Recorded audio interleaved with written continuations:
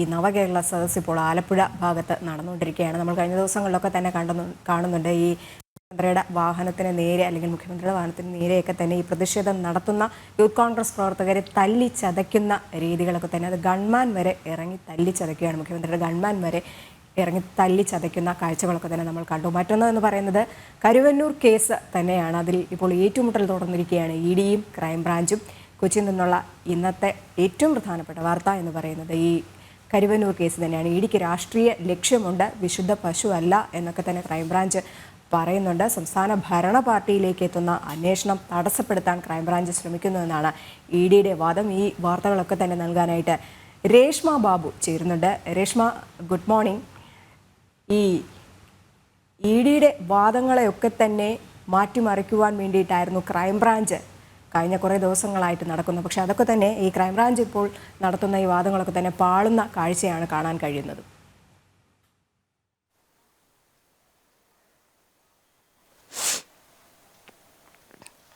രജനി, കരുവന്നൂർ കേസിൽ ഇഡിയും ക്രൈംബ്രാഞ്ചും നേർക്കുനേർ എത്തുന്ന ഒരു കാഴ്ച തന്നെയാണ് നമ്മൾ കോടതിയിൽ നിന്നും അറിയാൻ സാധിക്കുന്നത്. ഈ ഇഡിയുടെ കൈവശമുള്ള രേഖകൾ ഇഡി നേരത്തെ തന്നെ അന്വേഷണത്തിന്റെ ഭാഗമായിട്ട് ലോൺ രേഖകൾ ബാങ്കിൽ നിന്ന് പിടിച്ചെടുത്തിരുന്നു. ഇതിന്റെ പകർപ്പുകൾ അടക്കം ബാങ്കിൽ നൽകിക്കൊണ്ടായിരുന്നു ഇത്തരത്തിൽ രേഖകൾ പിടിച്ചെടുത്തത്. ഈ പിടിച്ചെടുത്ത രേഖകൾ ആവശ്യപ്പെട്ടുകൊണ്ട് ക്രൈംബ്രാഞ്ച്, അതായത് ഈ കേസിൽ ആദ്യം അന്വേഷണം നടത്തിയ ഏജൻസിയാണ് ക്രൈംബ്രാഞ്ച്. ക്രൈംബ്രാഞ്ച് PMLA കോടതിയിൽ അപേക്ഷ നൽകി. പക്ഷെ ആ അപേക്ഷ നൽകവേ അല്ലെങ്കിൽ ആ അപേക്ഷയിൽ ഉടനീളം വലിയ രീതിയിലുള്ള വാദഗതികൾ ക്രൈംബ്രാഞ്ച് ഉന്നയിച്ച ഒരു സാഹചര്യമുണ്ട്. കഴിഞ്ഞ ദിവസം ഈ ഹർജിയിൽ വാദം നടന്ന വേളയിലും വലിയ രീതിയിലുള്ള വാക്പോര് ഇഡിയുടെ ഭാഗത്തു നിന്നും ഒപ്പം തന്നെ ക്രൈംബ്രാഞ്ചിന്റെ ഭാഗത്തു നിന്നും ഉണ്ടാവുകയും ചെയ്തിട്ടുണ്ട്. ക്രൈംബ്രാഞ്ച് പറയുന്നത് ഇഡിയുടെ അന്വേഷണത്തിന് പിന്നിൽ ഒരു ഹിഡൻ അജണ്ടയുണ്ട്, മാത്രമല്ല ഇഡി വിശുദ്ധ പശുവല്ല തുടങ്ങിയ വാദഗതികളാണ് ക്രൈംബ്രാഞ്ചിന്റെ അഭിഭാഷകൻ PMLA കോടതിയിൽ ഉന്നയിച്ചിരിക്കുന്നത്.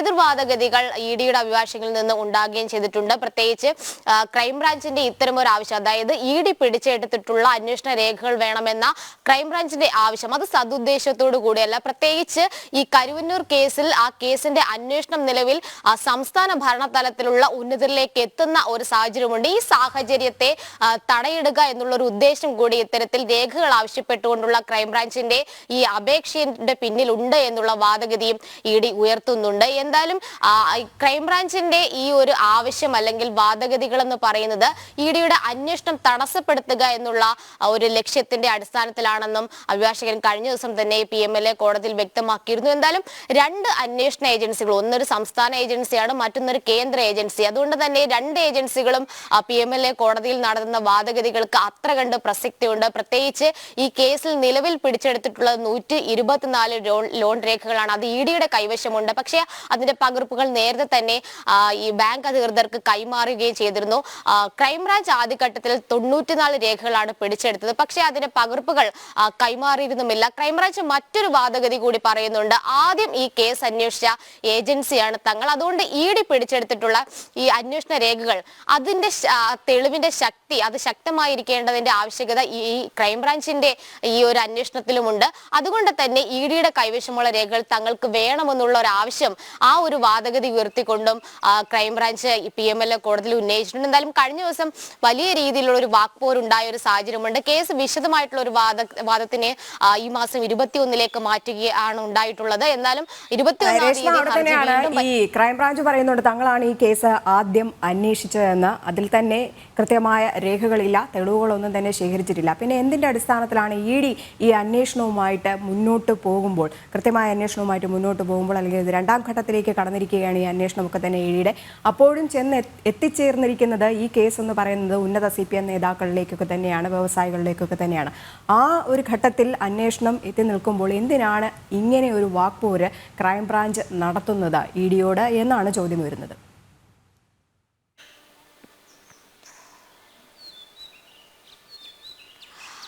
രജനി, ഇഡി തന്നെ കോടതിയിൽ ഈ ഒരു വിഷയം ഉന്നയിച്ച ഒരു സാഹചര്യമുണ്ട്. അതായത് ക്രൈംബ്രാഞ്ച് ഇത്തരം ഒരു ആവശ്യം ഉന്നയിച്ചതിന് പിന്നിൽ വ്യക്തമായിട്ടുള്ള ഒരു ലക്ഷ്യമുണ്ട്. അതായത് ഇഡിയുടെ അന്വേഷണം തടസ്സപ്പെടുത്തുക. ആ ഒരു ഉദ്ദേശത്തിന്റെ ലക്ഷ്യത്തിന്റെ അടിസ്ഥാനത്തിലാണ് ക്രൈംബ്രാഞ്ച് ഈ രേഖകൾ ആവശ്യപ്പെട്ടുകൊണ്ട് PMLA കോടതിയിൽ അടക്കം അപേക്ഷ നൽകിയിട്ടുള്ളത്. മാത്രവുമല്ല, ആദ്യഘട്ടത്തിൽ PMLA കോടതി മുൻപാകെ ചില പരാമർശങ്ങൾ നേരത്തെ തന്നെ ഇഡി വ്യക്തമാക്കിയിരുന്നു. പല കോണുകളിൽ നിന്നും ഇഡിയുടെ അന്വേഷണം തടസ്സപ്പെടുത്തുവാനുള്ള ശ്രമം നടക്കുന്നുണ്ട്. ആവശ്യപ്പെട്ടുകൊണ്ട് ക്രൈംബ്രാഞ്ച് പോലും അത്തരത്തിൽ ചില നീക്കങ്ങൾ നടത്തുന്നു. മാത്രവുമല്ല, ചില കാര്യങ്ങൾ, ചില തെളിവുകൾ ആദ്യഘട്ടത്തിൽ ഇ ഡി ആവശ്യപ്പെട്ട സമയത്ത് ക്രൈംബ്രാഞ്ച് നൽകിയിരുന്നുമില്ല. അതിനിടയിൽ തന്നെയാണ് ഇത്തരത്തിൽ കോടതിയെ സമീപിച്ചുകൊണ്ട് ഈ അന്വേഷണം തടസ്സപ്പെടുത്തുക അല്ലെങ്കിൽ അന്വേഷണം നീളുന്നതിൽ ഒരു ഡിലേ ഉണ്ടാക്കുക അല്ലെങ്കിൽ കാലതാമസം ഉണ്ടാക്കുക എന്നതിന്റെ അടിസ്ഥാനത്തിൽ ക്രൈംബ്രാഞ്ച് ഇത്തരത്തിൽ രേഖകൾ ആവശ്യപ്പെട്ടുകൊണ്ട് കോടതിയെ സമീപിച്ചത്. എന്തായാലും കോടതിയെ സമീപിച്ച ഒരു സാഹചര്യത്തിൽ കോടതി ഈ ഹർജിയിന്മേൽ ഒരു വിശദമായിട്ടുള്ള ഒരു വാദം കേൾക്കും.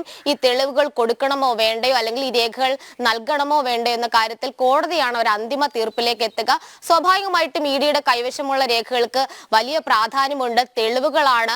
മാത്രവുമല്ല, ഈ കേസ് എന്ന് പറയുന്ന അതീവ ഗുരുതര സ്വഭാവമുള്ളതാണ്, കോടിക്കണക്കിന് രൂപയുടെ കള്ളപ്പണ ഇടപാടാണ്. അതുകൊണ്ട് തന്നെ വിശദമായിട്ടുള്ള ഒരു വാദഗതികൾ കേട്ടതിന് ശേഷമായിരിക്കും കോടതി ഇക്കാര്യത്തിൽ ഒരു തീരുമാനം എടുക്കുക. എന്തായാലും ഇ ഡി പറഞ്ഞത് തന്നെയാണ് നമുക്കും അനുമാനിക്കാൻ സാധിക്കുന്നത്. ഈ അന്വേഷണത്തെ ഏതു വിധത്തിലും തടയുക എന്നുള്ള ഒരു ഉദ്ദേശം ക്രൈംബ്രാഞ്ചിന് പിന്നിലുണ്ട്. അതുകൊണ്ട് തന്നെയാണ് സർക്കാരിന് പിന്നിലുമുണ്ട്. സർക്കാർ അതുകൊണ്ട് തന്നെ തങ്ങളുടെ ഏജൻസി ആയിട്ടുള്ള ക്രൈംബ്രാഞ്ചിനെ കൊണ്ട് കോടതി മുഖാന്തരം ഈ അന്വേഷണത്തെ തടസ്സപ്പെടുത്താൻ അല്ലെങ്കിൽ അതിന്റെ അന്വേഷണ ഗതികളെ ഒന്ന് കാലതാമസം ഉണ്ടാക്കുവാൻ വേണ്ടിയിട്ടുള്ള ശ്രമങ്ങൾ നടത്തുകയാണ്. അതിന്റെ ഭാഗമായിട്ടാണ് ഇത്തരം ഒരു അപേക്ഷ നൽകിയത്. എന്തായാലും വരും ദിവസങ്ങളിൽ കൂടുതൽ വാദഗതികൾ ഇ ഡിയുടെ ഭാഗത്തു നിന്നും ക്രൈംബ്രാഞ്ചിന്റെ ഭാഗത്തു നിന്നും വരുന്നുണ്ട്. ഒപ്പം കോടതി ഈ ഒരു വിഷയത്തിൽ തീരുമാനം എടുക്കുമെന്നുള്ളതും ഏറ്റവും സുപ്രധാനമാണ്. രജനി.